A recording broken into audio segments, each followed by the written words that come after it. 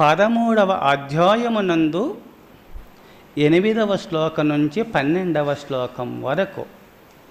అమానిత్వమధంబిత్వమహింసాక్షాంతిరార్జవం ఆచార్యోపాసనం చౌషం స్థైర్యమాత్మవినిగ్రహ ఇంద్రియార్థేషు వైరాగ్యం అనహంకార ఏవ చ జన్మమృత్యుజరావ్యాధి దుఃఖదోషానుదర్శనం అసక్తిరన విశ్వంగః పుత్రదారగృహాదిషు నిత్యం చ సమచిత్వత్వమిష్టానిష్టోపపత్తిషు మయి చాన్యయోగేన భక్తిరై విచారిణి వివిక్తదేశసేవిత్తమరతిర్జన సంసది ఆధ్యాత్మజ్ఞాన నిత్యత్వం తత్వజ్ఞానార్థదర్శనం ఏతజ్ఞానమితి ప్రోక్తమజ్ఞానం యతతోన్యథా అని ఈ 5 శ్లోకముల యందు 20 సుగుణాలు, జ్ఞానుల లక్షణాలు భగవంతుడు మీరు జ్ఞానులా అజ్ఞానులా, మేము జ్ఞానులం అనుకుంటున్నారు కదా, జ్ఞానులకున్న లక్షణాలు ఇంతకుముందు కూడా దైవాంశ సంభూతులైనటువంటి వారు,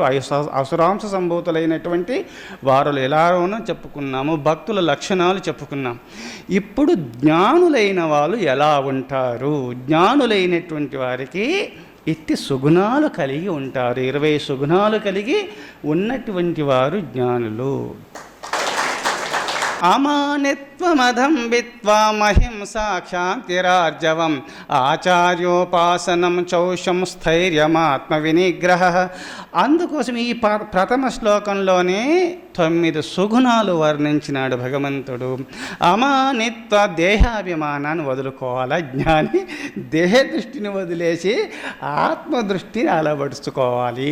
దేహాభిమాన పాశేన చిరం బద్ధోషి పుత్రక బోధోహం జ్ఞాన ఖడ్గేన తన్ని కృష్ణ సుఖీ భవ. నువ్వు సుఖవంతుడు, సుఖజీవి కావాలి. సుఖం అంటే ఆనందము.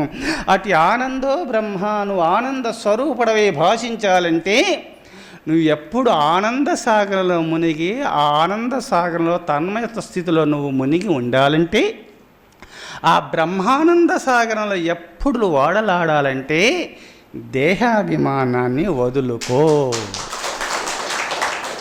నేను స్త్రీని, నేను పురుషుని అని లింగ భేదాలు పెట్టి, కులమత భేదాలు పెట్టేసి కేవలం మానవులు సృష్టించుకున్నటువంటి శాస్త్రాలు ముందు పెట్టుకొని ఆత్మజ్ఞానాన్ని కోల్పోతున్నాడు జీవుడు. అందుకోసమే దేహాభిమానం అనే పాశమనే, ఆ పాశం అంటే ఒక త్రాడు చేత బంధింపబడ్డారు. ఓ జనక రాజర్షిని వశిష్ఠ యోగీంద్రుల వారు జనక రాజర్షుల వారికి ఉపదేశం చేసినటువంటిది